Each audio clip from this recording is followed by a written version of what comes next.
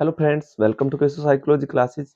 Friends, आज की class में हम करने वाले हैं वाइगोट्स्की सोशो कल्चरल थ्योरी, वाइगोट्स्की का सामाजिक सांस्कृतिक सिद्धांत। फ्रेंड्स, ये टॉपिक बहुत महत्वपूर्ण है। यहाँ से 1 या 2 प्रश्न हर एग्जाम में पूछे जाते हैं, तो उस नंबर को 1 या 2 नंबर को पक्का करते हैं 5-7 मिनट की इस क्लास में, ठीक है।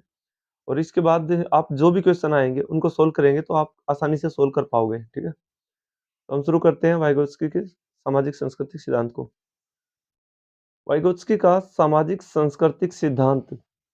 वाइगोत्स्की एक रूसी मनोवैज्ञानिक थे, रूस के रहने वाले थे।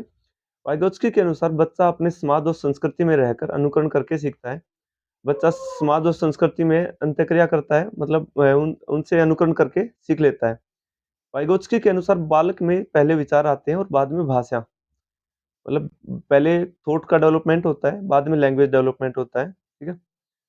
बच्चे के संज्ञानात्मक विकास में 3 महत्वपूर्ण तत्व होते हैं: सामाजिक अंतःक्रिया, भाषा और संस्कृति, लैंग्वेज, सोशल इंटरेक्शन और कल्चर। इन तीनों के द्वारा ही बच्चा अपने ज्ञान को अच्छे से अर्जित कर लेता है, ठीक है। और इसके लिए अब जो ये सिद्धांत है, ये बताता है कि बच्चे में एक जेडपीडी होता है, जोन ऑफ प्रोक्सिमल डेवलपमेंट, यानी समीपस्थ विकास का क्षेत्र। तो बालक में जो रियल में डेवलपमेंट हुई है और बच्चे में जितने डेवलपमेंट की संभावनाएं हैं, उसके अंतर को जेडपीडी कहा गया है, समीपस्थ विकास का क्षेत्र, ठीक है। बालक के वास्तविक विकास और संभावित विकास क्षेत्र के बीच में अंतर को समीपस्थ विकास का क्षेत्र कहा गया है, ठीक है। रियल डेवलपमेंट और पोटेंशियल या प्रोबेबल डेवलपमेंट के बीच के जो एक खाई है, ठीक है, यानी मतलब जितनी कमी रह गई है उसको जेडपीडी कहा जाता है, ठीक है। उसके अंतर को जेडपीडी कहा जाता है।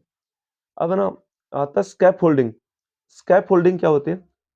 स्कैप होल्डिंग एक external help by someone who is knowledgeable, मतलब किसी ज्ञानी आदमी द्वारा, मतलब जिसको अधिक ज्ञान है, उसके द्वारा बच्चे को सीखने में हेल्प देना, ठीक है।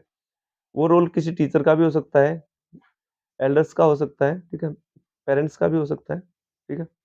जैसे किसी बच्चे को पढ़ने में मात्राओं का ज्ञान नहीं है पूरी तरह, मतलब थोड़ी बहुत मात्राएं वो बच्चा गलती करता है, तो टीचर के द्वारा या मम्मी पापा के द्वारा बच्चे को वो मात्राओं का अच्छे से ज्ञान दिया जाता है, बच्चा अच्छे से हिंदी या इंग्लिश पढ़ना शुरू कर देता है, ठीक है। ये भी एक स्कैप होल्डिंग का एग्जाम्पल है। और जैसे यहाँ पे पिक्चर में दिखा है, एक बच्चा साइकिल चलाना सीख रहा है और उसकी मम्मी उसकी हेल्प कर रही है थोड़ी सी, उसको बैलेंस बनाने में। ये भी एक स्कैप होल्डिंग का एग्जाम्पल है, ठीक है। इसके बाद आता है प्राइवेट स्पीच। प्राइवेट स्पीच क्या होती है? प्राइवेट स्पीच होती है बच्चा खुद से बातें करना, ठीक है। मतलब कई बार बच्चा कुछ पहले तो मतलब बड़ों के द्वारा उसके व्यवहार का कंट्रोल होता है, मतलब जैसा वो कहते हैं बच्चा वैसा ही करता है। लेकिन बच्चा जब अपनी थॉट्स को, अपने बिहेवियर को कंट्रोल करने के लिए दूसरों के बिना खुद से बात करता है, खुद को इंस्ट्रक्शंस देता है, ठीक है, उसको बोलते हैं प्राइवेट स्पीच। और जब बच्चे ज्यादा स्किल गेन कर लेते हैं, तो यही प्राइवेट स्पीच उनकी इनर स्पीच में बदल जाती है, यानी थॉट्स में बदल जाती है, ठीक है। मतलब बच्चा खुद से बातें करना, उसको बोलते हैं प्राइवेट स्पीच। अच्छा, अब इसका शैक्षिक महत्व क्या है? एजुकेशन में इसका इम्प्लीमेंटेशन कहाँ है, एक टीचर के लिए और एक स्टूडेंट के लिए इसका कहाँ बेनिफिट है, हम उसको जानते हैं।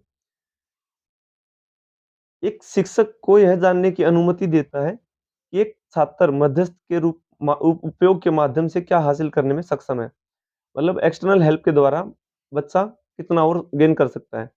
और यह शिक्षक को बच्चे के उस स्तर को प्राप्त करने में मदद करने में सक्षम बनाता है। तो अब टीचर को ये पता चल जाएगा कि बच्चा मेरी हेल्प के द्वारा कितना और सीख पाएगा, तो टीचर उसको उतना सिखा भी देगा, ठीक है। और इसका दूसरा फायदा ये है, वाइगोत्स्की का सिद्धांत का दूसरा महत्वपूर्ण पहलू उनके सिद्धांत में खेलने की भूमिका है। अब बच्चा खेलने के द्वारा जब सीखेगा तो वो नॉलेज परमानेंट भी हो जाएगी और बच्चे को एन्जॉयमेंट भी होगा। और एन्जॉयमेंट के द्वारा जब बच्चा सीखता है, तो बच्चा ज़्यादा भी सीखता है, ठीक है। बच्चे का नॉलेज ज़्यादा बढ़ता है, उसका विकास ज़्यादा होता है। तो जो विगोत्स्की ने अपना सामाजिक सांस्कृतिक सिद्धांत दिया है, उसका सबसे मेन पॉइंट ये था कि उन्होंने सामाजिक अंतःक्रिया